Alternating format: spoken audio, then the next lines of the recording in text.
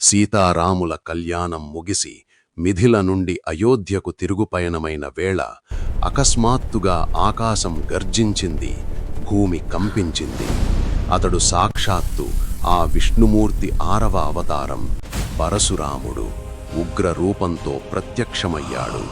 కళ్లలో అగ్ని, చేతిలో పరశువు. నా గురువైన శివధనుస్సును విరిచినవాడెవడు అని సింహంలా గర్జించాడు. ఆ ధాటికి రాజులందరూ భయంతో వణికిపోయారు. కాని రఘురాముడు మాత్రం చిరునవ్వుతో, వినయంతో ముందుకు వచ్చి నమస్కరించాడు. పరశురాముడు ఆగ్రహంతో తన విష్ణుధనుస్సును అందించి, దీనికి నారి సంధించి నీ శౌర్యాన్ని నిరూపించుకో అని సవాలు విసిరాడు. శ్రీరాముడు ఆ ధనుస్సును అందుకొని ఒక్క క్షణంలో అవలీలగా ఎక్కుపెట్టాడు. ఆ తరుణంలో పరశురాముడిలోని దివ్య తేజస్సు అంతా ఆ రాముడిలో లీనమైపోయింది. అప్పుడే పరశురాముడికి అర్థమైంది, తన ముందున్నది సాక్షాత్తు ఆ జగన్నాథుడే అని.